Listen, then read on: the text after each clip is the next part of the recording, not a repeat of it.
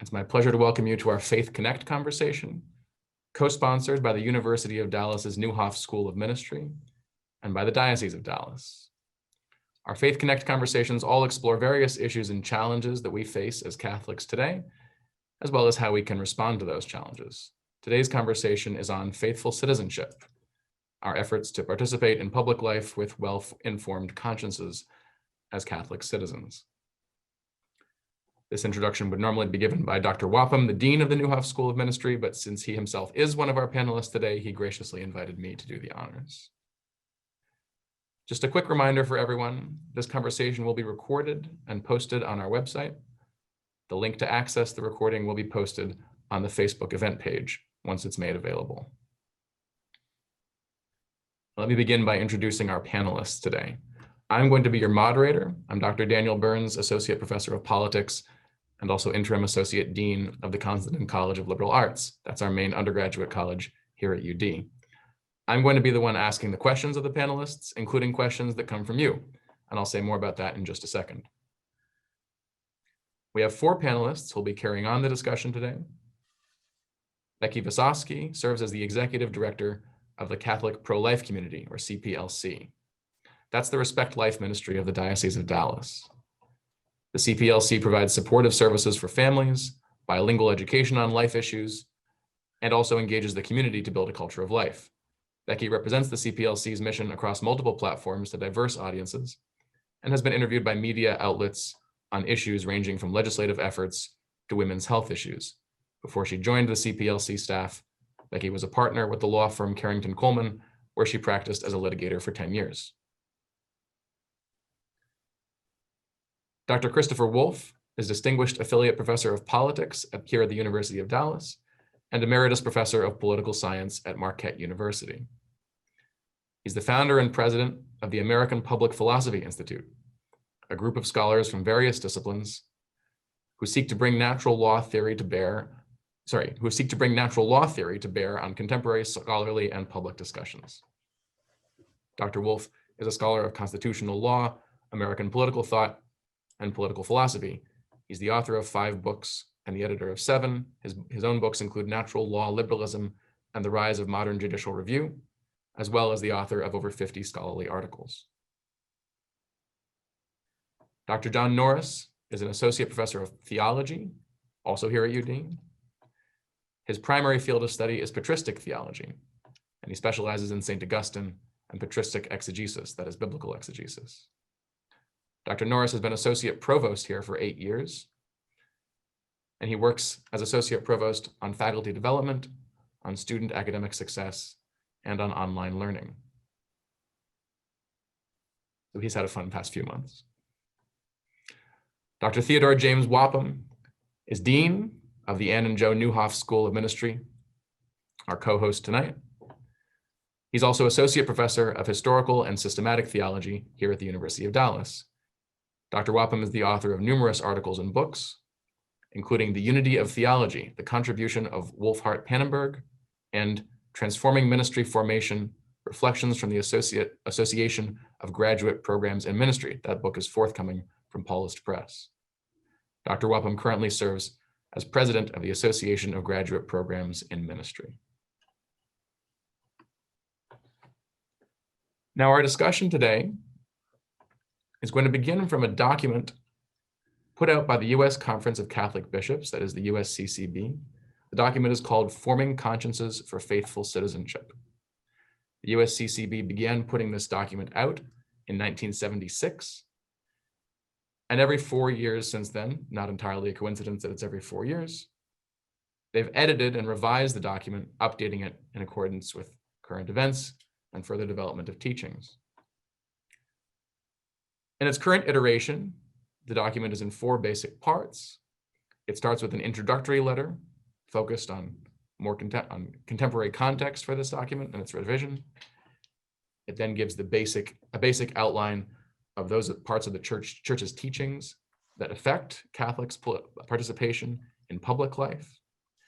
It gives a summary of the bishop's own stances on public or political issues where the bishops have taken such a stance. And it closes with a kind of guide or set of pointers for Catholic politicians or for Catholic citizens who want to hold their politicians to account.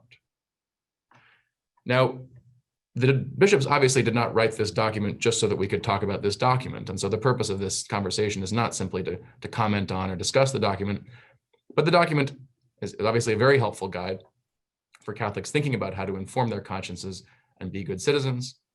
And so it's the starting point of our reflections today. Our panelists may refer to it various times, but really what we're concerned with primarily is the issues raised by the document and the questions that the bishops confront us with as we are trying to be good citizens. So what I've asked our panelists to do is each start with an opening statement of about 5 minutes. I'm going to find what they say in there and draw them out as much as I can to get them to say interesting things and come into conversation with one another. While they're talking, if you're watching this on Facebook Live, there will be a box for you to enter questions of your own. So those will get fed to me. You can send those in at any time. And let our panelists have a conversation among themselves for a while. And once I start seeing a bunch of questions from you, I'll start feeding those into the discussion as well. So we really encourage you to be active participants. We'd love to hear your questions and thoughts so that we can bring them into the discussion. With that, I'd like to turn to our panelists, and I'll just be going in alphabetical order by first name. So that's Becky Wasowski to start, please. Thank you. Thanks so much for inviting me to be a part of this panel. We at the CPLC try to make ourselves available on this issue, particularly during large election seasons, to both talk about some of the broader issues as well as those that are specific to our mission at the Respect Life Ministry for the diocese. And I think probably the first place and most important place to start is that we as Catholics are encouraged to be part of the public square. I think a lot of times we hear that we should park our faith at the door when we're entering into discussions of politics or policy, when in fact exactly the opposite is true. It should inform our involvement. Our Holy Father has shared with us on no uncertain terms, we need to participate for the common good, and that sometimes we hear a good Catholic is not interested in politics, but this is not true. Good Catholics immerse themselves in politics by offering the best of themselves so that leaders can govern. And when we enter that public square, there's really two obligations we need to keep in mind: that we should avoid intrinsic evils and advance the common good. Those are inherently linked. And faithful citizenship further explains that there are some things we must never do as individuals or as a society because they are incompatible with love of God and love of neighbor. Those are intrinsically evil actions. They must always be rejected and opposed and must never be supported or condoned. Those basically fall into three categories as defined by faithful citizenship. It's direct attacks on human life, like abortion and euthanasia, assaults on innocent life, like genocide and torture, and violations of human dignity, like acts of racism. These are the types of actions that just simply cannot be justified no matter the circumstance. So opposition to intrinsically evil acts, while that is inherently true, it should also open our eyes to the good that we have to do, our positive duty to contribute to the common good and to act in solidarity with those in need. For example, you can oppose abortion, but that should open our eyes to how can we support pregnant mothers? How can we further policies of common good that will be in solidarity with mothers that are vulnerable to abortion, and what do those type of policies and the candidates who support them look like? When we look at the issues of intrinsic evils, one of the things we have to sort of understand is the difference between those and the areas of prudent judgment. Decisions about political life can be incredibly complex, so they require us to balance both a well-formed conscience as well as sort of that prudential judgment. And when we look at these issues, we really have to avoid the temptation. There's sort of a dual-edged temptation. One is assuming there's a moral equivalence among all issues and not making any ethical distinctions between different issues involving human life and dignity. The direct and intentional destruction of innocent human life from the moment of conception until natural death is always wrong and is not just one issue among many. It must always be opposed. These are the words of the U.S. bishops. But the second part of that temptation is to misuse these necessary moral distinctions as a way of dismissing or ignoring other serious threats to human dignity. Things like addressing environmental degradation, unjust discrimination, the use of the death penalty, responding to those that suffer from hunger or lack of health care, or redefining marriage, or addressing immigration reform. We can't simply use our concerns about opposing intrinsic evils to somehow dismiss all of these other issues that might be in the area of prudential judgment. Our bishops advise that although choices about how to best respond to these and other compelling threats to human life and dignity can be matters of principled debate and decision, this does not make them optional concerns that Catholics can simply dismiss or not pay attention to church teaching on. In other words, we might debate on how best to address immigration reform and security, but whatever our positions are, they must be grounded in the church's commitment to the dignity of every human person that is made clear in Christ's teachings in the gospel. So what does that look like as a practical matter? Well, we can really bring to bear sort of our assessment of policies, grounded in the church teaching, grounded in prayer, and then bring them to bear in civic action. And of course, right now, that is principally focused on voting, but that is the beginning, I would say, rather than the end of our obligations. I mean, when we head into the voting booth, it is incumbent on us to study the issues, go to events like this, subscribe to action alerts from trusted sources, explore the candidates for informed voting. Don't just vote a straight party ticket. We really have a greater baptismal call when we become involved with the public square to be informed voters, to exercise a well-formed conscience. And then after voting, to me, sometimes that can be that critical part of really fulfilling our obligation, because when we go into the voting booth, unfortunately, sometimes most times it's an either or, and we're never going to find the perfect candidate or the perfect party who encompasses all of our views. And we may have to make some very tough decisions when it comes down to how do we oppose intrinsic evils, yet support a candidate that is going to advance common good in other areas. Those can be really difficult decisions. So how do we balance that? Well, in the voting booth, you're going to have to make those either or decisions.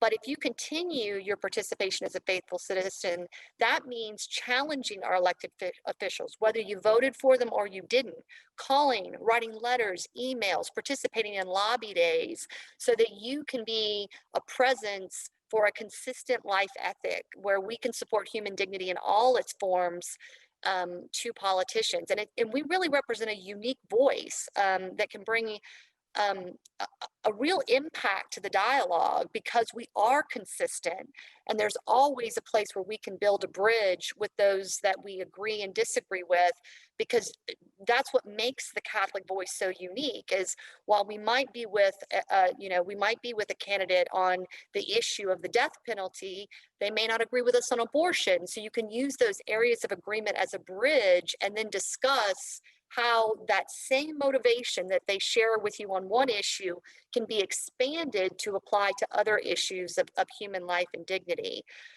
So I just really encourage people, as they listen to this presentation, to challenge yourself, to think about issues through a different lens, a nonpartisan lens, a lens that is really grounded in the gospel, and think beyond the voting booth. I mean, obviously, next week, that's going to be our most important call to action to participate, but think beyond election day, and how you can continue to be involved in the public square and challenge our candidates to really embrace the fullness of human dignity. Thank you very much, Becky. Our next opening statement will be from Chris Wolf. Hi, I just want to throw out some basic ideas that might be useful to get discussion later on going. Obviously, voting is ordinarily an important moral duty for Catholics in a democracy. It's a key part of our efforts to achieve the common good. Principles governing voting are general, and there is a legitimate range of different opinions on most political matters. And so there are often no clear-cut answers saying that one must vote for this or that candidate. It's certainly possible to say that Catholics cannot vote for candidates who favor serious moral issues, immoralities. They can't vote for them because they agree with those candidates on those immoral positions. That would be formal cooperation in evil, and that's sinful. Even voting for a candidate who favors such evils in spite of their favoring them is potentially wrong because, let's say, because you like their positions on other matters. The key question would be, because you're still advancing their power that they may use for these immoral positions. The question is, do you have very serious reasons which would justify your doing that as a kind of side effect? Now, some people talk about non-negotiable moral principles for voting. And I think it's fair to describe some things that way, although it's complex. For example, one Vatican document says, when political activity comes up against moral principles that do not admit of exception, compromise, or derogation, the Catholic commitment becomes more evident and laden with responsibility. In the face of fundamental and inalienable ethical demands, Christians must recognize that what is at stake is the essence of the moral law, which concerns the integral good of the human person. So examples, cases concerning abortion and euthanasia, which I think would be differentiated from for example, the death penalty, which is not intrinsically evil in the same way that abortion and euthanasia are. Similarly, the family needs to be safeguarded and promoted based on monogamous marriage between a man and a woman and protected in its unity and stability. Now, it is sometimes possible to vote for someone who holds seriously immoral principles if it is in spite of that and there are serious moral reasons for doing so. So sometimes you have a choice between two people who both favor serious immoralities. But this can never be looked upon as an excuse for voting for somebody that you feel like voting for rather than taking the moral issue seriously. As Becky said, prudence is really a key here. It's unavoidable. There's no escape from judgment. Even with respect to the most fundamental issues, such as abortion, there's some room for differences of opinion, not on abortion itself, but on the way to oppose it.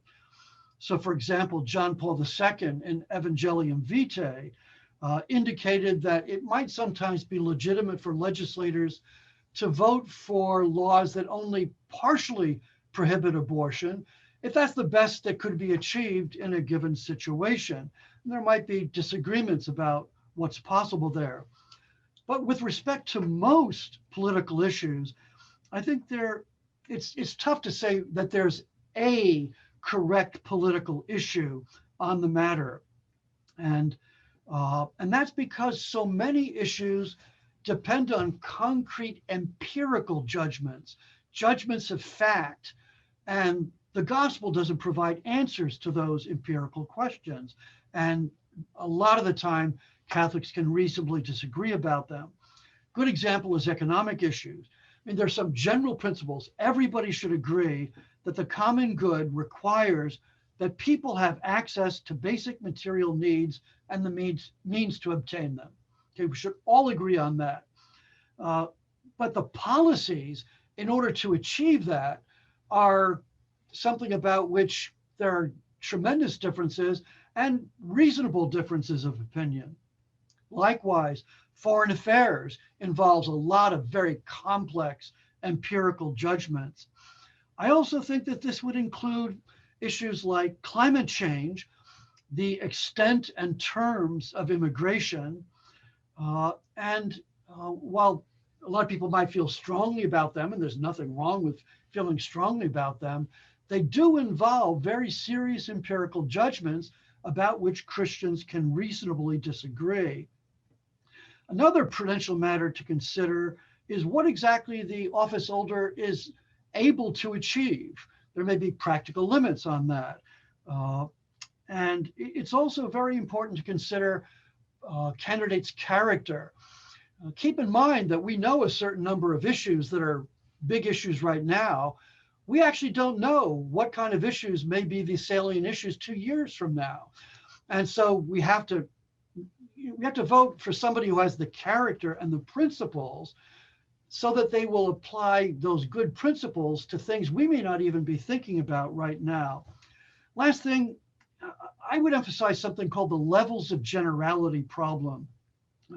There are often clear general principles, but there's a certain distance between the clear general principles and the concrete policies. For example, let's compare abortion and racism. Abortion is a grave intrinsic evil. Racism, understood as the intention to harm people because of their race, is a grave intrinsic evil. But the gap between those general principles and particular acts and public policy is very different on those two issues, I think. The act of abortion is relatively clear cut. There may be some differences, such as I mentioned earlier, about how to go about prohibiting it, but the nature and the serious immorality of abortion keeps the distance between the moral principle and the concrete policies pretty narrow. Racism is different, I think. Hardly anybody, very few people actually, publicly favor harming people because of their race. Okay, there are a lot of really serious differences of opinion about what is it that harms people of different races. What is there to be done about the lingering effects of past acts of racism? And accordingly, there's just going to be a lot of distance between the general principles and the concrete policies. And that means there's just a lot more reason for a lot more ground or distance for reasonable differences of opinion among Catholics. Okay? Thank you very much, Chris. John Norris. Thanks for the opportunity to be able to be with you all. I wanted to start off just talking about the rooting of faithful citizenship and the double command to love God and love our neighbors, which was the subject of the gospel this past weekend. The notion that we have neighbors who are our neighbors because we're of the same species, we are created in the image and likeness of God, and because of that, we have a commitment to them, we have the need to care for them, and that's rooted in the understanding of a love of God who is infinitely powerful, infinitely good, and infinitely dedicated to human benefit and salvation. So when we think about citizenship from the Catholic point of view, it's rooted in our whole vision of what it means to be part of the body of Christ and part of the whole human family. And in the gospel, there's a particular commitment to that, one which is rooted in the prophets, that we have a responsibility to our sisters and brothers who are least among us. And so the documents of the bishops and of the church often focus particularly upon that need to make sure we're caring for the Anoim, the ones who are left behind. I think it's a mistake, however, to think that this Catholic call is only for Catholics and somehow a religious call which doesn't have a place in the public and political market. Certainly Christians of all denominations share this belief and share many of these same principles. But it's also true that our sisters and brothers in the Jewish faith and in the Muslim faith share this Abrahamic tradition as well. Other faiths also share many of these same principles.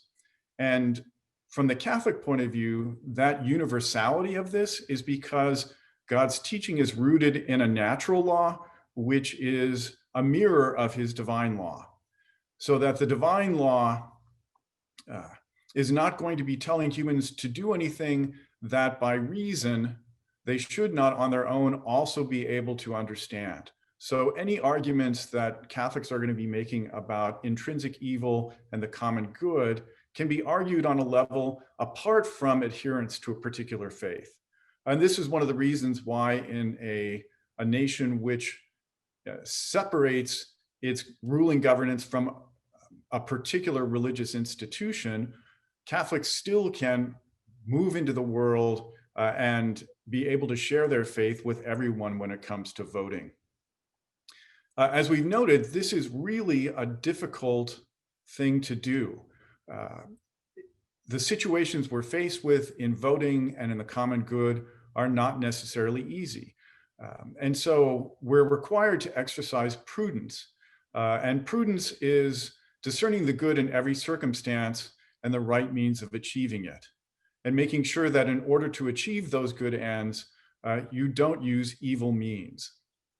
And that is really difficult. It requires a lot of examination of situations and characters.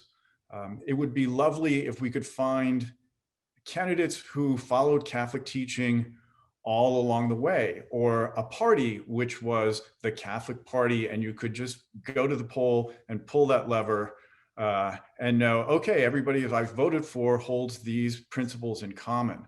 But that's not the case. We have to look at the character of the individuals. We have to look and see, will they do what they say? Are they saying things merely because they want to get elected? And once they get elected, they're going to ignore those. As the document says, we have to take into account their integrity and their ability to influence a given issue.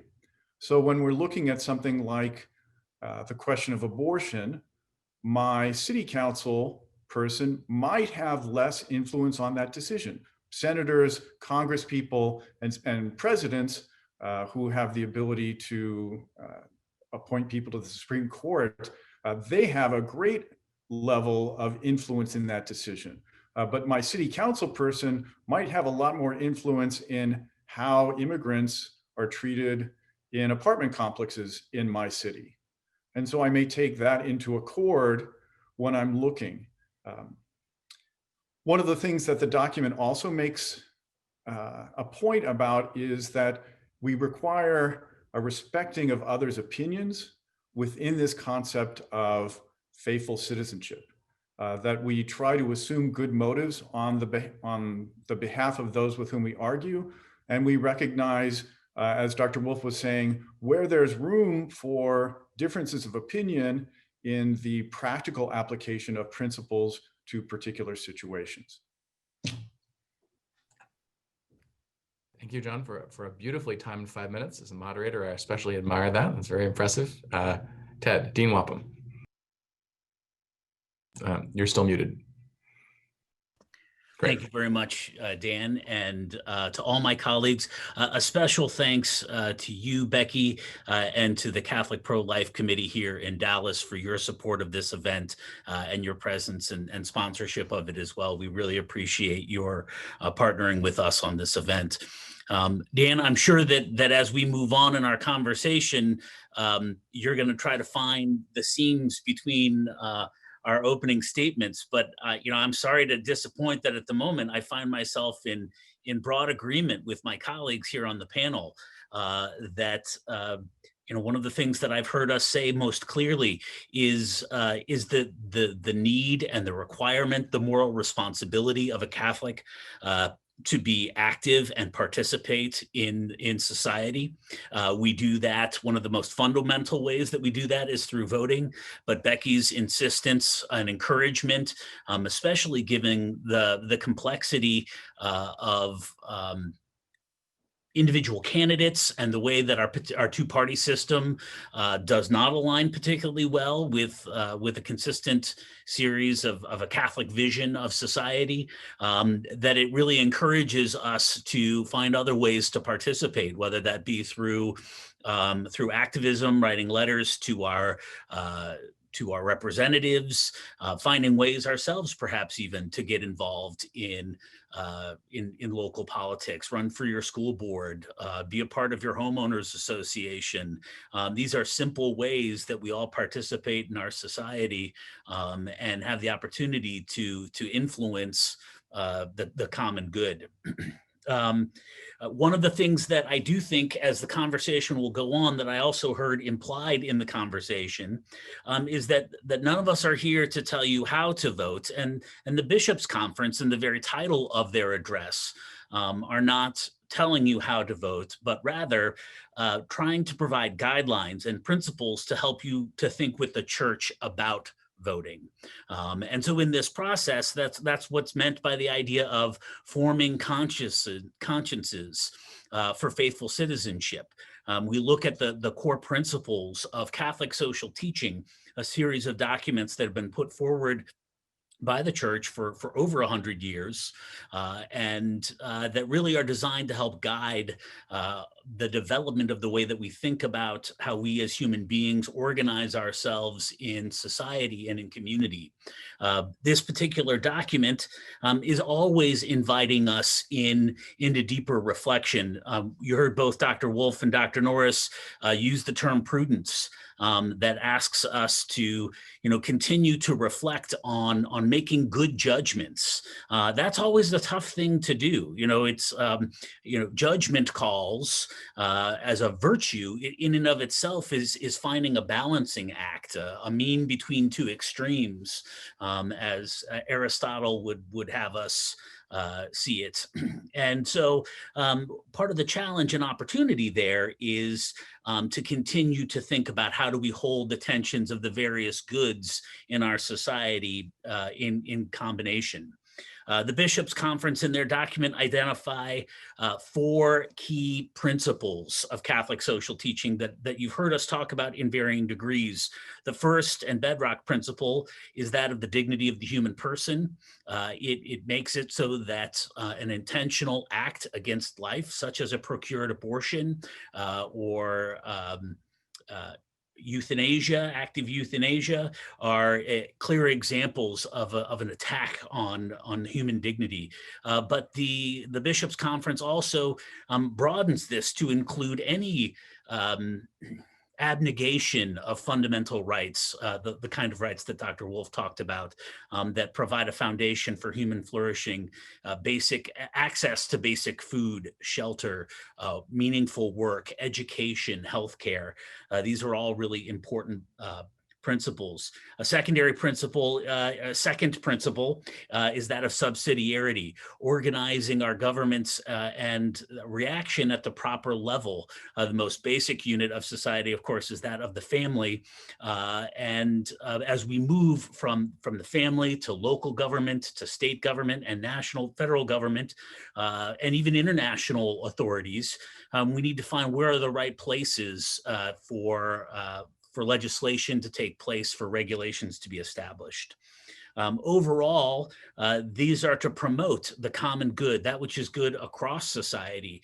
One of the things that makes things complicated in a pluralistic society like the United States is a broad understanding of the common good.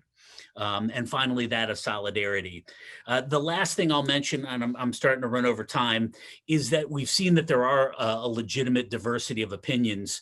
If you look up online after this conversation, for example, the comments of Cardinal Tobin, who is the Archbishop of Newark, who recently said that he thought that it was possible in good conscience for a person to vote for Mr. Biden, and said that he thought in his own way of thinking that he might have difficulty with the other option. At the same point in time, he characterized that by saying, this is not an endorsement of a candidate, but it was just his own personal reflections of his conscience. On the other hand, Bishop Strickland of the Diocese of Tyler, our neighboring diocese here, recently endorsed a video from another priest who took the position that that it is immoral, that a Catholic cannot be a Democrat, suggesting that that voting for a Democrat or supporting a Democratic cause is inconsistent with Catholic teaching. And so even in the princes of the church, in our bishops, we see pretty strong divisions at times between their viewpoints. And so perhaps that's where our conversation may move forward. Great. Thank you very much, Dr. Wapham. I appreciate especially the correction. I think I referred to this document as faithful citizenship, which is what a lot of people call it for short, but I'll read the entire title because I think it's important. Forming Consciences for Faithful Citizenship, a call to political responsibility from the Catholic bishops of the United States. I think there's a lot packed into that title alone. But let me start by asking if I'll open it up if any of you particularly wants to respond to something that somebody else said in their opening statement before I start pitching a few questions at you.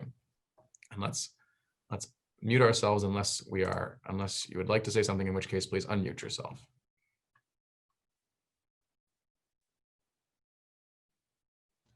I guess I'd just like to reinforce a point that John Norris made. There is, he said, as a matter of fact, we don't have a Catholic Party where we can just kind of pull the lever and because they're straight down the road on everything. I would say it's not even possible to have such a Catholic Party because there's so many political issues on which Catholics can reasonably disagree. So there's always in some ways going to be a multiplicity, at least in principle, of possible parties with different positions, although they're going to have some things that at the core they agree on. I'd like to say something. When Becky talked about that Catholics are unique, I think it's what I was saying sort of made it seem like there's a universal character to the way Catholics understand voting, but I actually agree with her. I think Catholics are in a position where we hold a diversity of opinions from most parties and most candidates, where with just about any candidate, a Catholic point of view is going to find points to critique and points to approve and points to encourage greater development. And I think as a group, I think Catholics have a much stronger platform for understanding political issues than just about any other group that's entering into the political discussion. Thank you, Dr. Norris. I would just add a personal anecdote to that point. We occasionally submit letters to the editor for the Dallas Morning News, and we had submitted a letter on a piece of legislation affecting abortion. And in the comments that were posted online afterwards, someone basically accused us for shilling for the Republican Party. And then in the follow-up comments, which to me was the best affirmation, was someone who said, well, you clearly have not seen their other letters, because they take up, with equal fervence, they take up the issue of the death penalty. So whether you agree with them or not, you at least have to give them, the affirmation of consistency. And to me, that's one of the great powers of our voice as a community, is that we can speak with, to some extent, a moral authority when we speak to a consistent life ethic that is independent of some of the partisan party, some of the party lines we hear reduced to sound bites. Although I would add. Go ahead, please. No, you're muted, Chris. Okay. I would add that there's a difference between abortion and the death penalty. They're not simply equivalent. Even fairly broad condemnations of the death penalty are almost heavily qualified by under modern penal conditions, that under very definite circumstances, it is said that the death penalty is wrong. And even there's still some disagreement about whether it's always wrong. Whereas abortion, I think, is fairly clear cut in Catholic teaching that a deliberate procuring of abortion is just always wrong. Absolutely. I certainly didn't mean to imply moral equivalence on all issues that are part of the life ethic. Just that I think we have a unique situation where we can build bridges that maybe other partisan political organizations or voices are not nearly as adept at doing. I think this is one of the helpful items that Chris pointed out in his discussion about intrinsic evils. And so intrinsic evil is a really important word in Catholic moral theology. It means an act is wrong in and of itself, but and absolutely wrong. It's never, it can never be entered into willingly in a positive sense. But that doesn't necessarily, there's the possibility of creating a false moral equivalency across varying efforts. So for example, murder and lying are both intrinsically evil acts. But mass murder and lying to one's constituency, I don't think are exactly at the same level. Neither of them should be happening. They absolutely should not. They're inconsistent with the gospel. But that's not to say that they're all of the same sort of weight. Let me, on this point of the possibility of a unique Catholic voice, there's something that distinguishes Catholics from a lot of Americans today, which is that we're comfortable speaking in the language of moral judgments that a lot of people today are just not as comfortable with. And so I'd like to hear more, because a couple of you mentioned this in your opening statements, this question of candidates' character. These discussions of Catholicism and voting, they often revolve around specific issues, and I'm sure we'll talk more about these issues: abortion, the death penalty, the environment, all these different things. But elections aren't only about issues; they're about people. And I'd like to know from each of you, to what extent do you think it should matter to us that a candidate has, a given personal history, given set of life experiences, seems to have a certain moral character, religious views even? I mean, how much does this matter, and how much does it not?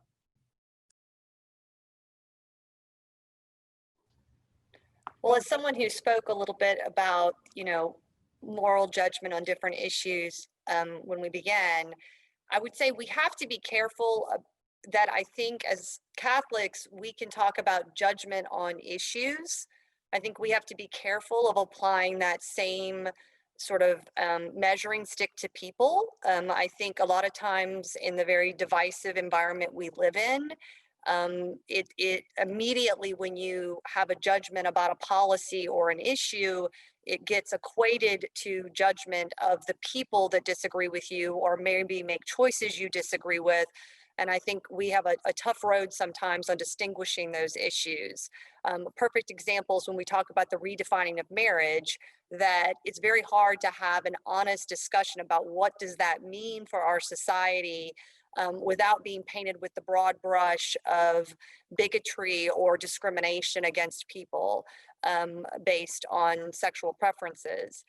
But I would say that I do think character is applicable when you're making decisions on voting, in so much as it tells you the motivation of a politician and their likelihood of standing behind what they're saying.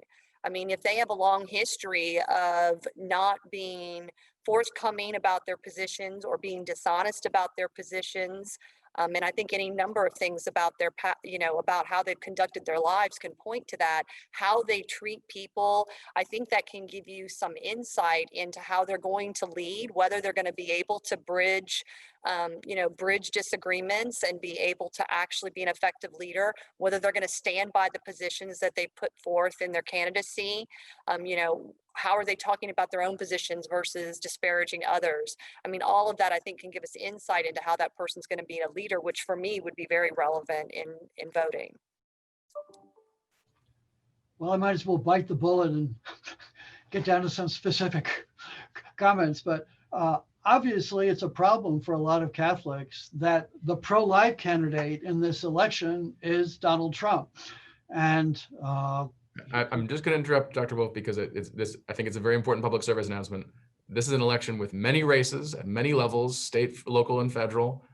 One that everyone happens to be talking about is the presidential election. It's a very important one, but there are many other offices, many other races going on in this current election cycle. Anyways, go ahead.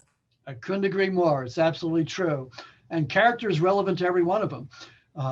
On the other hand, it's so often, we find ourselves in a situation, could be on either side of the political spectrum, where the candidate who has positions that we're drawn to is a candidate whose character is, perhaps not very attractive to us. And so this is, again, back to these kind of prudential considerations that you have to weigh the problems of character against, let's say, a clear commitment to very important moral principles. And just, in a way, it's another reminder of the fact that we don't usually get nice, easy choices in these elections. And character, I think there's something to be said about character with respect to more than just one candidate. That's certainly the case. But it does often complicate the judgments, especially when you have a choice between somebody whose principles you think are superior, but whose character is questionable, somebody else who might have better character, but whose principles are seriously questionable. And that's a very tough position to be in. I guess I'd be inclined, unless the character were really extremely bad, to say that principles in general, I think, for me at least, would have something of a priority. But I understand that the questions are complex. One of the questions that I have when it comes to voting and thinking about voting is whether or not being of good character and integrity indeed makes you a better ruler. So if you have someone who is ruthless and disregards kindness in personal life and is personally ugly, but they can get things done because of how ruthless they are, they can accomplish many things for the good in their position in governing. And so the thing where I'm thinking of is King David, who, as primarily his character, I think of as a schmuck, an adulterer, he a murderer. He brings the husband of the faithful husband of Bathsheba. He takes him out and kills him along with other people. He's problematic from the very get-go, but he's revered as a great ruler and founder of the monarchy of Israel. So honestly, I just don't even know. I don't have an answer to that question, but my tendency is that I don't want to vote for people who don't have integrity, partly because I don't want to work for them and I don't want to supervise them. So in my small micro world, I find it's generally turned out to be really problematic. And so my assumption is that in the world outside of that, it's going to be problematic too. I'd like to add too that, and because we've seen this a lot sort of in our ministry, and the impact of having President Trump sort of taking up the banner in a unique way for Respect Life issues. And certainly we're happy with some of the immediate successes that have happened in protecting human life in this administration. But I have serious concerns about the long-term impact of the sort of the so-called leader on this issue right now having so many comments, so many judgments about his character.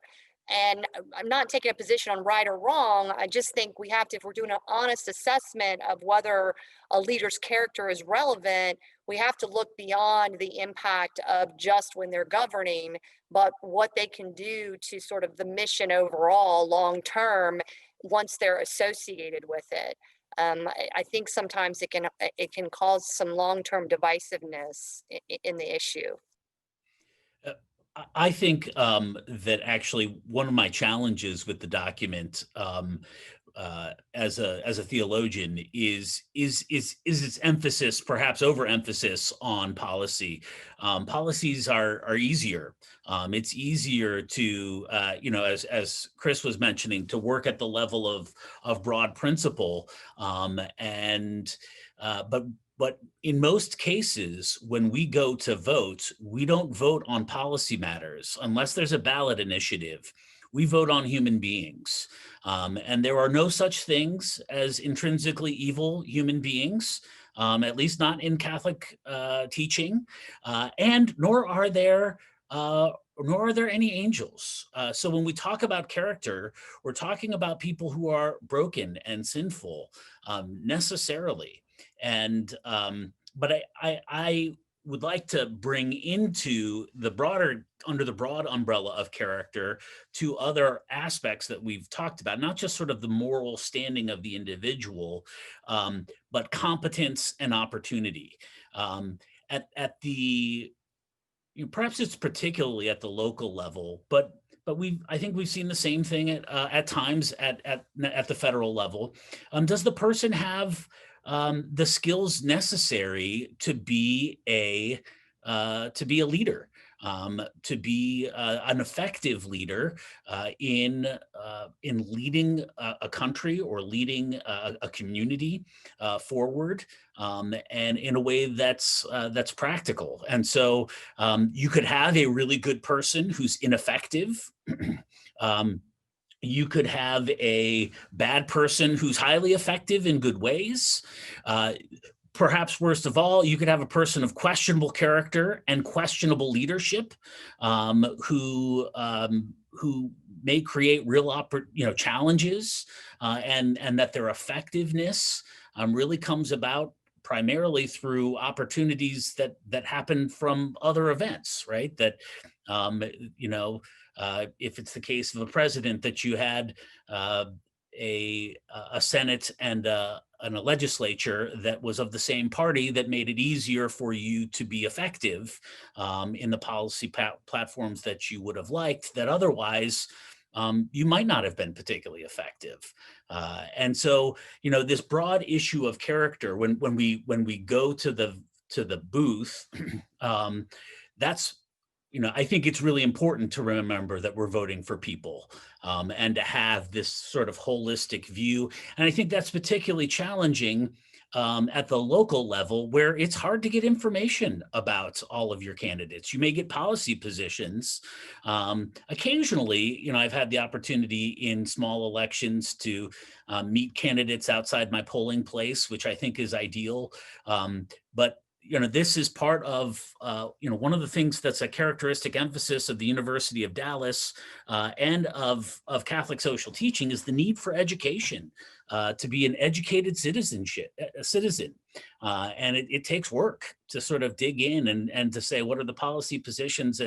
And as best as I can tell, what's the quality of the person and leadership of the person that I'm going to give my support to.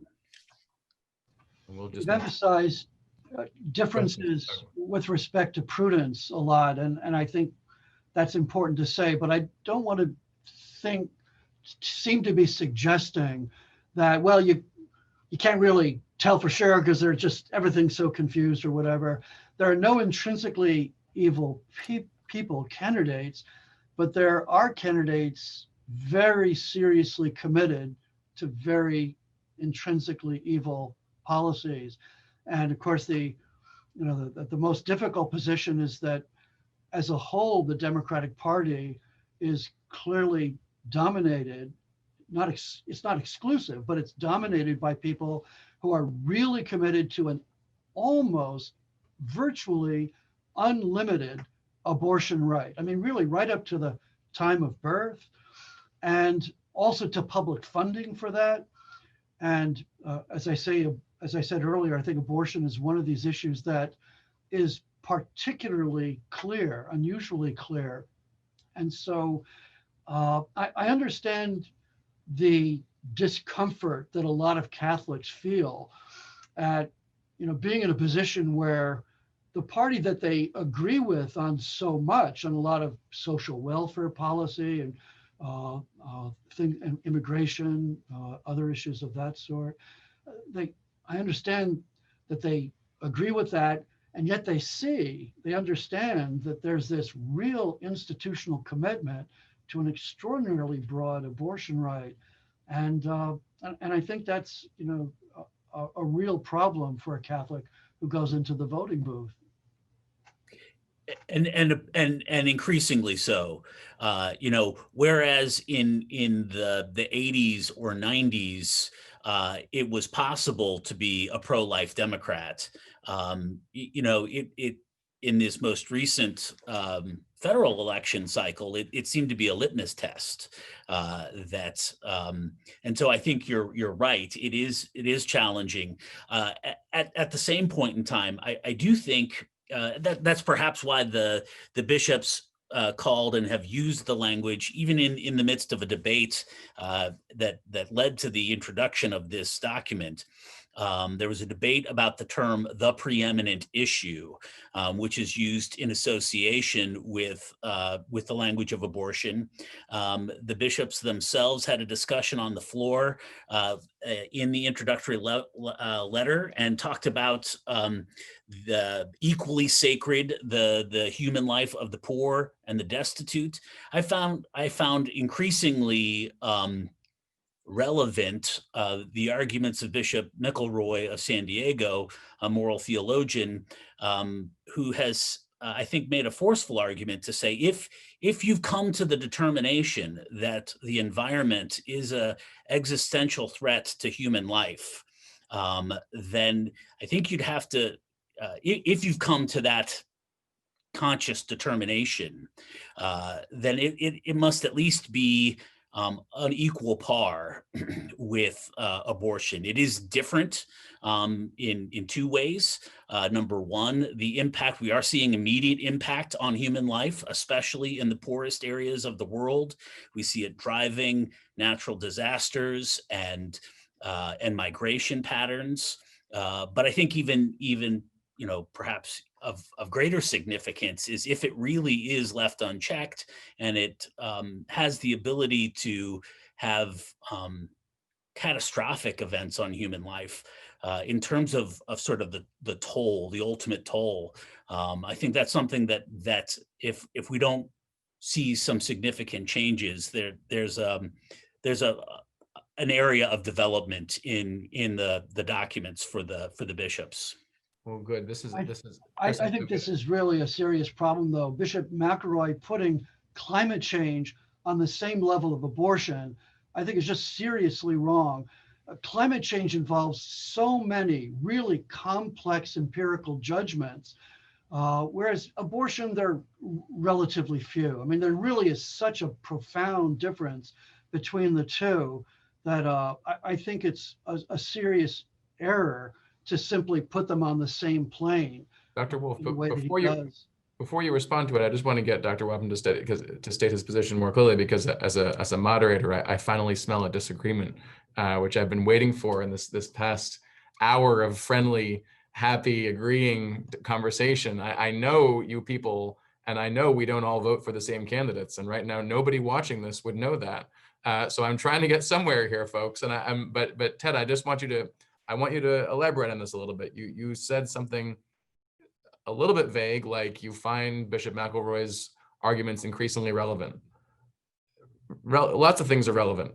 Where do you come down on this? To what extent are you actually willing, and you're still muted, to what extent do you agree with the line of argument that Bishop McElroy that you just summarized of his, and then we can see if Dr. Wolf or others want to disagree once you've staked your own position. Okay, so I'm going to muddy the water. An associated argument that Bishop McElroy and others have made is that the strong commitment to abortion as the preeminent issue has, I think, unfortunately led to the impression that the Catholic Church, or at least the USCCB, is in bed with the Republican Party, which, there's a distinction between appearances and reality. I don't, but I think that there has been I think the relationship is too close. That's number one. Number two, I am not an expert in environmental ethics. However, I am concerned about the impact of environmental change. And, you know, if the scientists who say that this could result in drastic loss of life, you know, and we've seen these kinds of things. You know, we've seen in the midst of COVID the kind of science fiction come to reality, with millions of people dying as a result of a pandemic. Excuse me, hundreds of thousands of people dying as the result of a pandemic internationally, that might have been better contained. And in any event, so I take Chris's point, which you started on, which is that they are different, at least in the terms of policy, right? We could make a law that says it's easier to stop abortions than it is to stop climate change, at least from a policy perspective, and which is saying something, because I don't think it's particularly easy to stop abortions. But it would be relatively easy to make a law that says procured abortion is illegal under all sets of circumstances. It's much more challenging to find a way to do that with relationship to climate change, especially in a way that doesn't destroy the economy and cause as much harm before we get to sort of, you know, changing the basis for climate change or the human contribution to climate change. I'll quiet and let somebody disagree. I'd just like to put forward that, I mean, of course, there are issues that we have to pay attention to when it comes to the environment. But a lot of what's being talked about with environmental issues is the possibility of enormous impact across the global human population. With abortion, it's not the possibility. We are facing 60 million lives already lost to abortion. And unfortunately, the misunderstanding that the bishops are somehow in league with the Republican Party is because abortion has become an issue that has literally hijacked every other social issue. I think that's one of the reasons why the bishops put forth in their introductory note that it remains the preeminent issue, not just because it's an attack on human life, which in and of itself makes it an intrinsic evil, but add to that the breadth of the damage it has done, the fact that it basically attacks the sanctity of the family, which is the core human, the core human development. And then add to that it has infiltrated so many issues. We can't even have an honest discussion about healthcare without this issue invading it. And so unfortunately, yes, I think people who aren't paying attention very closely are assuming that it's somehow the bishops in league with the Republicans. But if you spend any time on the Catholic social teaching, you know that can't possibly be true. Moreover, I think it's a reflection of just how permeated our culture has been with this issue, and that if we don't draw a line in the sand right here, right now on this issue, then I think we give it up. I think if we don't hold the line on this issue and say, this is a disqualifying issue, then we open Pandora's box. And to some extent, we already have. And I really think we should look at it through the lens of, if we had a candidate up there who said, I believe in slavery for a certain race, but I also want to foster healthcare. I also want to foster, immigration reform. I also want to provide for, protecting our environment. Well, we wouldn't even tolerate it. It would be a non-starter because of the generalized acceptance that, of course, slavery is unacceptable. And I think as a people of life, that have been called to defend innocent human life, been called to defend the most vulnerable, we should be treating this issue as exactly the same. It is a non-starter. John I and have to Chris. smile when I hear somebody suggest that the USCCB is in bed with the Republican Party, because anybody who knows the USCCB knows that 90% of the time that the bishops go up to Capitol Hill to give testimony, they're usually giving testimony on the side of the Democratic position, not the Republican position. John, you're muted. Yeah, good. One of the things that I think has become really problematic, especially with certain adherents to pro-life within the Republican Party, is that they do not seem to foster a respect for the equality and dignity of women. And I think it's really important to recognize that on the whole, the pro-choice movement isn't about pro-abortion, as in we want fetuses to die. It's generally about, we are concerned about women's situations and family situations in which they view the abortion as the best solution to a very problematic situation for the woman or the family. Now, I myself firmly believe that you can't hold that the killing of an innocent life is an appropriate solution to any problem. But I do think that, especially with certain of the Republican leadership, their disregard for women's equity and women's dignity has really hurt the movement to be anti-abortion, to recognize that the pro-life movement in being anti-abortion is also pro-life in so many other ways, and it should be pro-woman. And Becky, you were talking about the work of the diocese, and that, it's not as if you're pro-life and you stop at anti-abortion, but you have to be caring for the human person and the family from all levels, especially where those families are in precarious circumstances. And I think we're going to need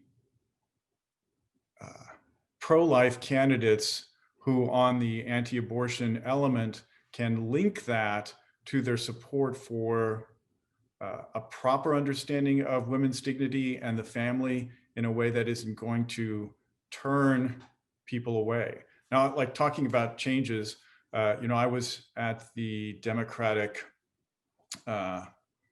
primaries helping to put the in North Texas in 2004. And I got passed something for the platform that was against partial birth abortions. Mainly because I worked together with a number of people who were interested in putting things that were proper treatment of immigrants in the platform. But the platform also was completely pro-choice. So we had a platform that said two things that totally disagreed with each other, but it's because there really are pro-life Democrats, or there were in 2004. But it's really hard to be taken seriously within the Democratic Party now, being pro-life, because the antagonism has gotten so severe. Well, I don't disagree. We have significant issues with how women are perceived in this debate, and how it politically, the political fallout from that. I mean, I certainly, hear it as a woman, and the presumptions that are made about me as a pro-life woman. I think, to me, one of the most compelling arguments was actually by one of the remaining Democrats that's willing to come out and be forcefully pro-life on a national stage. Senator, she's a Louisiana State Senator, Katrina Jackson. And she actually put forth one of the pro-life laws that just went up to the U.S. Supreme Court. And she actually spoke about the disconnect in her own party. She said, we are the party that supports the most vulnerable. We are the party that is helping, those people that are on the edges of society. At what point did we decide that death was an appropriate cure to societal ills? Because that's effectively what we're telling pregnant women who are in crisis, is that it's too hard to provide the infrastructure of help that you actually need. So we're going to propose abortion instead. And I personally feel, as a woman, that frankly is an enormous sellout to really solving the problems that are there for women that are in vulnerable situations, whether it's economic or societal or family, that effectively what is really the biggest problem is they're not aware of the various options that are available. And I kind of cringe at that term pro-choice, because we work with so many women that are abortion vulnerable, and what we hear from them is not, I'm picking abortion because I have a bevy of choices, but rather I'm here at the abortion facility because I have no choices. And really the dialogue starts to happen when we discuss the real options and support that are available. And it really concerns me that at a national level, this has literally taken over the conversation of anything about women's rights, women's health care, that it all seems to come back to the abortion debate. And while I completely agree that a lot of people, the average voter, believe that they're trying to help women by allowing abortion access, I really seriously debate that where the money and the power is on a national level is really honestly about what's right for women. I mean, when you look at the agenda of NARAL and Planned Parenthood, it is about power and money. I don't think that really comes down to what's good for women. And I think people who have left those industries have said as much. Let me broaden it slightly from abortion, although we can keep talking about abortion if you want to, but sticking just to the extent we can to your own judgments, because we can talk at the level of general principle and all sound, as I said, nearly perfectly in agreement. But as much as you're willing to talk about your own thinking as an informed Catholic citizen, under what circumstances, if any, could you imagine yourself supporting a candidate who either favored the expansion of abortion rights or some other evil that was equally great in your mind, on either abortion or something else on the level of abortion? What would it take?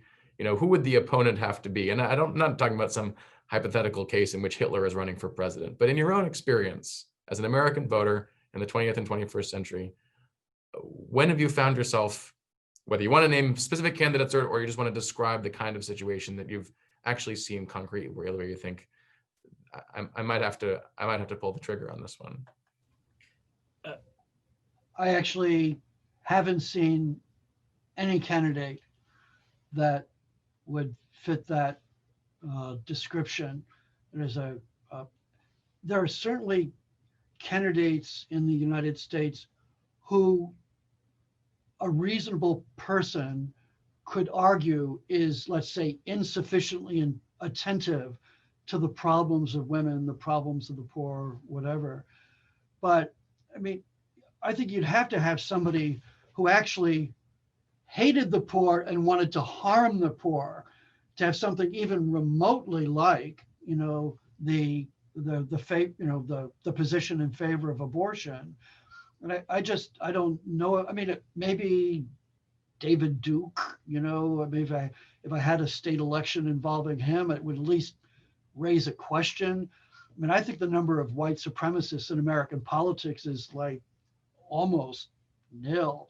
And so, yeah, my answer to your question is really pretty much no one. So, I mean, I find the leadership of Donald Trump very problematic. And let me be clear. As deplorable as his own personal character, I think probably is. Again, it's hard to. We're asked to make judgments about folks. I don't. For example, I don't know whether or not Donald Trump is a racist. I don't think I'm in a position to be able to say that. However, I have no doubt in my mind that he has implicitly garnered the support of white supremacists. And that might be worse than being racist and not knowing it. I think he intentionally rallies up support from, I don't think he is unintelligent. I think he knows what he's doing and chooses to do so. I think he has chosen to divide the country in a way that is a political calculation. And I think that ultimately, I've been confused. At least my understanding of the Electoral College is it was supposed to prevent incompetent people from becoming president. And I'm not certain why Mike Pence isn't our president right now. The question was, under what circumstances, if any, you could imagine yourself supporting a candidate who favored either I expansion? couldn't vote for Donald Trump under those sets of circumstances. For me, and I personally faced this in past elections, is I would sooner abstain from voting in that election or write in a third party candidate than I would actively support someone who supported an intrinsic evil such as abortion. And I know that is a rare circumstance, that is faithful citizenship actually speaks to that. And in very rare circumstances, you can choose to abstain. Unfortunately, I think we have faced issues in some elections like that, but I can't, for me, I can't, it's a line in the sand. And I think it's very clear in church teaching that I can't actively support a candidate who would further or allow the continued widespread access to abortion, particularly when our church continues to identify it as a preeminent threat on so many levels, not just to, the children that are aborted, but to the core of the family. Ted, I'm just curious, don't you think that Trump has also made a very explicit appeal to Black voters, probably a stronger appeal to Black voters than most Republicans have for a while? And in fact, it seems to have had some success. I mean, there seem to be rising level of supporters among Black voters for him. No, there's no question about that. And I on both accounts that at least, if we can trust the polls, that he clearly has made an appeal to Black voters, and that he has gained ground since 2016.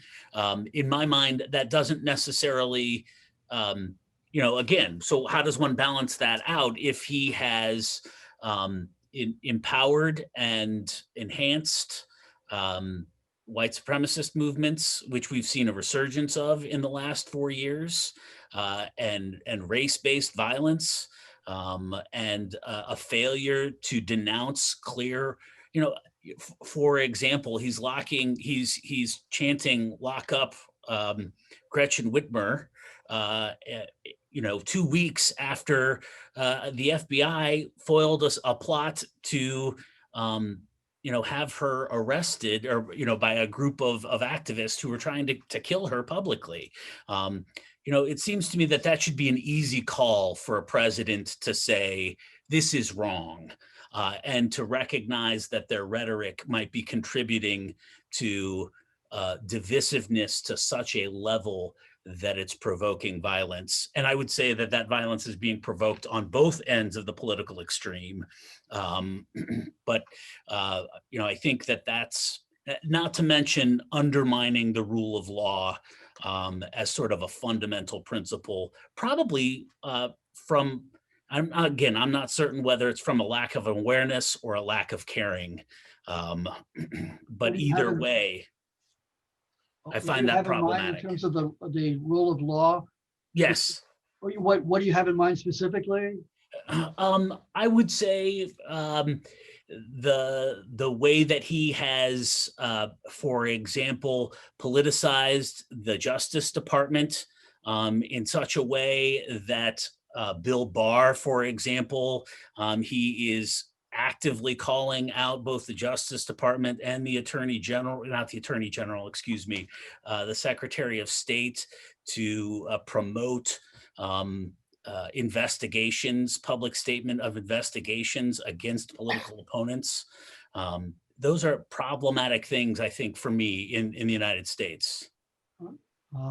Chris, There are a way for those things to happen if they need to happen, but the president calling out at a rally for the Attorney General to investigate his political opponent is not generally the way we've done these things. I just want to get John Norris in on this. What it would take to get you to, what it could take to get you to support a candidate who is in favor either of increased abortion access or of some equivalent. So I would say that in the case of the last presidential election. Though President Trump campaigned on an issue of being pro-life and anti-abortion, I had no trust that he would do anything in his term that he had promised that he would, because the only thing that I see him fulfilling in terms of principle is self-interest and maintaining in power. I just find that reprehensible, but it's also the case that I really had no confidence that he has any commitment personally or intellectually or spiritually to the pro-life movement in any way, shape, or form. And therefore, I was very concerned that a vote for him was a vote for something that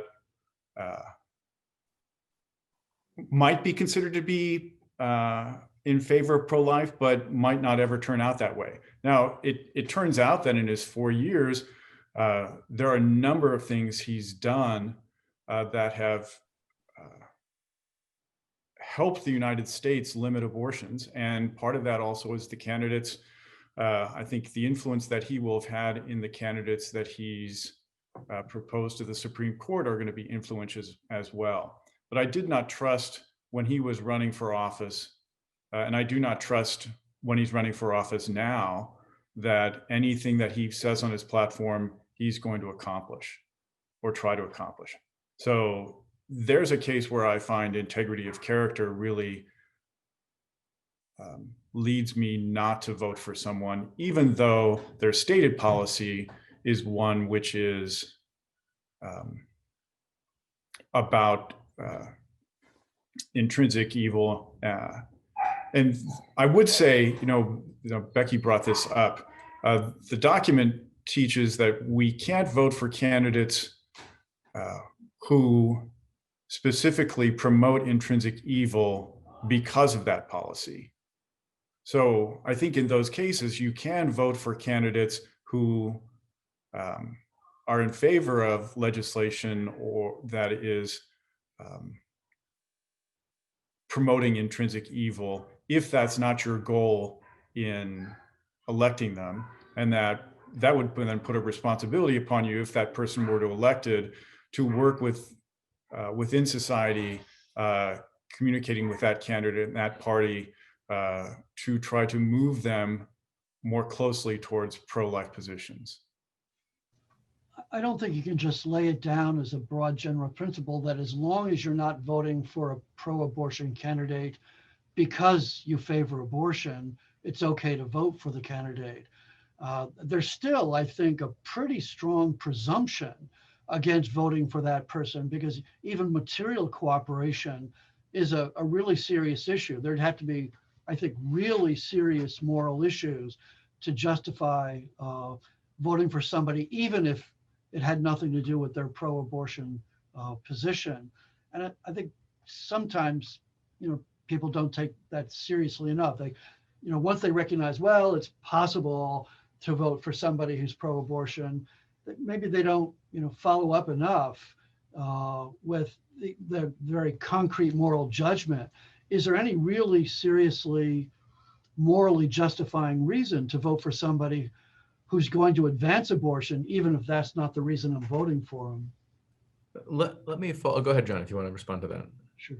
So I would agree with you, and that's a helpful addition to what the bishops were saying. I mean, it's clear the bishops were saying, not that, okay, well, you can always vote for candidates as long as you're not agreeing with their positions. You're absolutely correct. And if it were the case of voting for Mike Pence in the presidential election 4 years ago, then I would have had no problem voting for Mike Pence, because I think Pence's positions that he held are ones that he in principle would follow through on. And I trust that he would have the opportunity and the character and the integrity to do that. But I do think, like in the case of the election 4 years ago and in this year, I think the lack of ability to trust President Trump with what he says he'll do is a sufficient reason in this very strange case to vote for someone who promotes legislation that's against intrinsic evil. Do you have any serious doubts about Donald Trump continuing to pursue a generally pro-life policy orientation?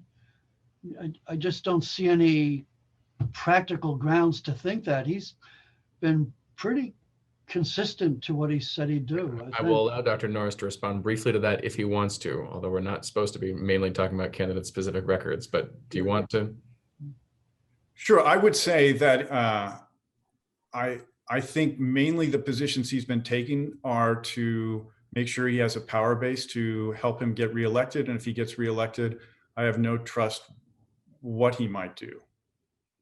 Okay, but let me just piggyback on something that a few of you have said now, and there was at least a disagreement, a potential one between John and Becky. There's been a lot of distaste expressed for President Trump's moral character by, I think, all four panelists. But people take that in different directions. John, you specifically referred to the possibility of the pro-life candidate being so repugnant for other reasons that one votes for the pro-choice candidate or the other candidate, the opposing candidate. Becky, you referred to abstaining potentially or voting third party, or in the case where you have two highly repugnant alternatives. And I'm just wondering, you just referred to these in passing. Can each of the four of you say a little bit about what your thought process looks like in an election? I'm not saying it has to be this one, but it sounds like for some of you it may be. In any election where you just find yourself between two or more candidates, both of whom you really, really would rather not have to vote for. Well, I just wanted to clarify a little bit my position because I take the decision to either abstain or vote for a third party candidate very serious. And I think our faith demands that of us, that it wouldn't be for me about whether or not I found the leader personally repugnant. It would be more if they had competing positions that I felt like triggered the assessment of intrinsic evils. If we were dealing with issues like if we're in a wartime and a candidate's position on how combatants and non-combatants should be treated, things like that, which would be more relevant if we were in a wartime, and we have been in past years. But I will say, to me, where the sort of the person or the integrity of the person comes into play for me is what John referred to, and that is, can I trust their positions? And so if I have complete distrust that they're actually going to further further policies that would oppose intrinsic evils, obviously that would lessen my commitment to voting for them. That is not, to me, an equivalent justification to vote for the other candidate. That's where I think we really depart. I would also say, for me, I feel like just judging candidates by their past actions is appropriate. While you might have a distrust for a candidate when they first came into an office and all you have is their so-called word on the campaign trail, and you think they have a history of not standing by their word or having good character, that's relevant. But if they have served in that office, and regardless of their reasoning or motivations, they have advanced a common good, that would be relevant to me. I share questions about motivations of the current president, but we have seen over the last 4 years that regardless of his motivations, he has advanced pro-life policies. So that becomes relevant to my assessment and my vote.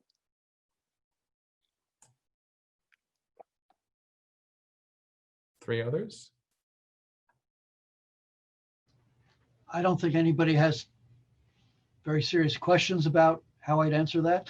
I think it's pretty clear that Trump has been a pro-life president. How deeply that's rooted in his own personal moral views about abortion, I don't know. Dr. Wolf, I really didn't mean to ask about President Trump specifically, but what principles you employ when you're looking at two different candidates, both of whom you would really, really rather not vote for at all? I mean, a lot of it has to do with what the reasons for disliking the different candidates would be. I think there are a good number of reasons to dislike President Trump, for example. I mean, on the other hand, I place, I'm not a single issue voter, but I do place an enormous amount of emphasis on abortion and the related pro-life issues and related family, marriage, sexuality issues, which I think are really central to our cultural problems. It's not to deny that there aren't other issues as well, but I would, those would be the ones I'd emphasize the most. And so if somebody were clearly aggressively on the side of advancing abortion rights, euthanasia rights, transgenderism, et cetera, that would certainly be just utterly disqualifying for me. And the candidate who was formally pro-life, there had to be something pretty unusual or extreme that would enter in, to make me not vote for him. Or her.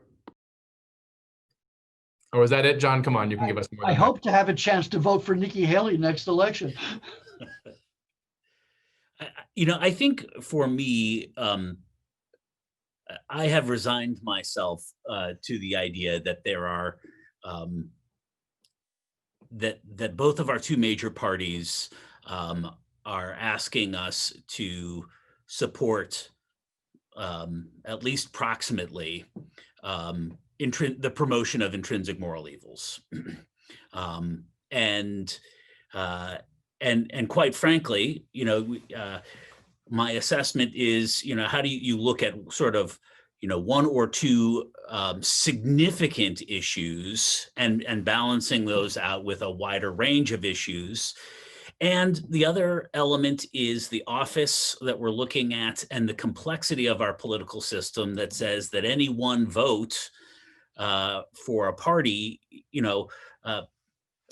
Roe versus Wade has been the law of the land for 40 years, almost 50. And, during this conversation, we've had the third anti-abortion Supreme Court judge approved by the Senate during the Trump administration. I'm still not convinced that that's going to be sufficient to change abortion as the law of the land. And, while Donald Trump has clearly been anti-abortion and named anti-abortion judges, I think Mitch McConnell gets more of that credit in my mind than Donald Trump ought to in many regards. But beyond that, I couldn't call him pro-life. Certainly not in relationship to a number of his other policies that I found troublesome. So for me, number one, there's an element of moral casuistry.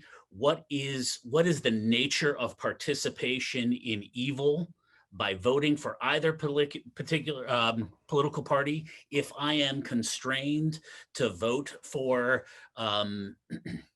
someone who is likely to promote something that I see as a moral evil, and which is not to create an equivalency across all moral evils.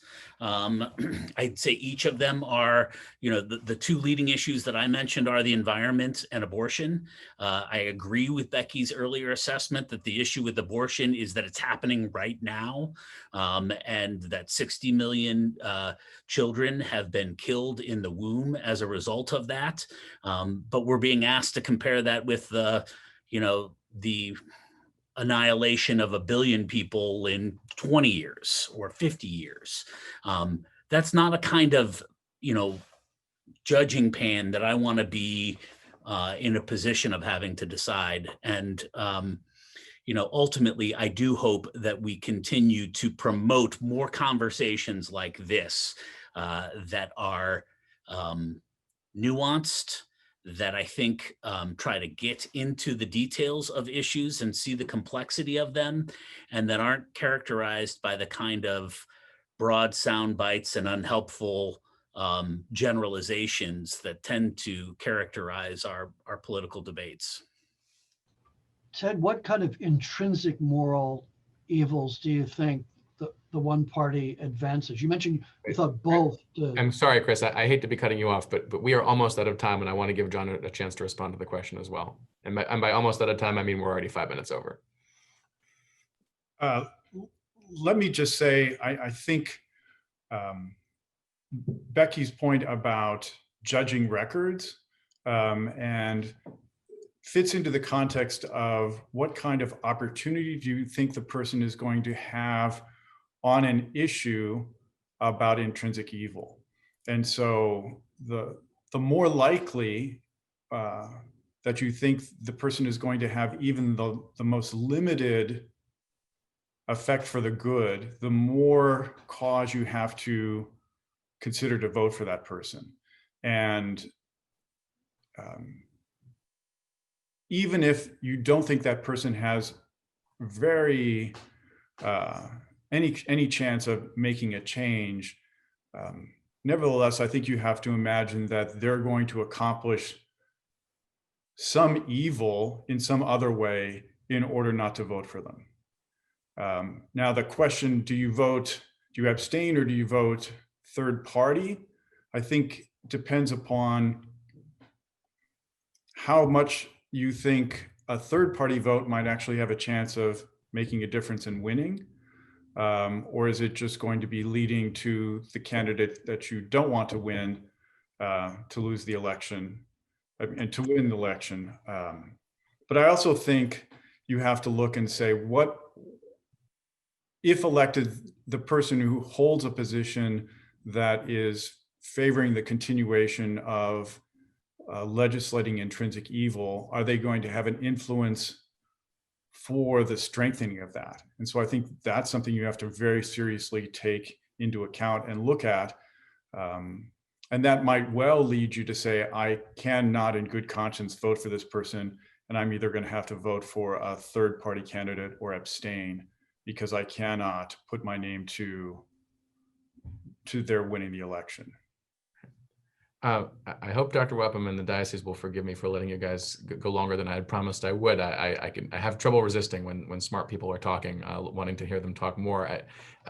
We're basically done. In the interest of fairness, I just want to give anyone a chance. If you can say it in 20 seconds and there's something you haven't yet said, if there's any last point you want to make on these themes of faithful citizenship, I'd be very happy to hear it.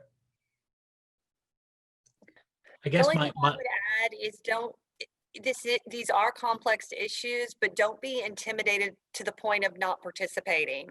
I know I've talked a little bit about abstention, but never would I advocate for simply abstaining as in not participating in the election. There are a lot of candidates on the list, and it's incumbent upon us to research all of those candidates and participate in the process. Ted? The other thing that I want to put a plug in for and thank my colleagues is for civil discourse. Forming consciences, at least the way I have tended to form mine, is in conversation with people that are smarter than I am, like the panel here. And so I appreciate the opportunity to think through complex issues with you all, and to do so in a way where if we were together, we could, go out and have a beer afterwards or some other beverage.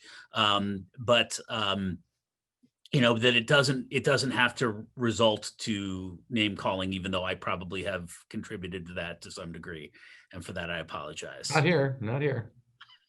Others?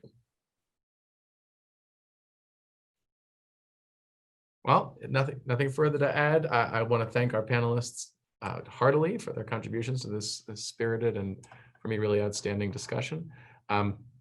Thank everyone who's been able to watch on Facebook non-live, as I understand, or live if it actually worked for anybody. There was a survey in the Facebook live chat. I don't know whether that's still available, but if it is, we'd certainly be grateful if you would fill that out when you can. Please do be on the lookout for the next conversation, which will be on parenting, and that's from the Faith Plus Family Collective. That's going to be on November 30th at 7 p.m. through the same media, Facebook Live, just like this one. Again, thank you all for watching. Thank you for your time, and we look forward to seeing you next month.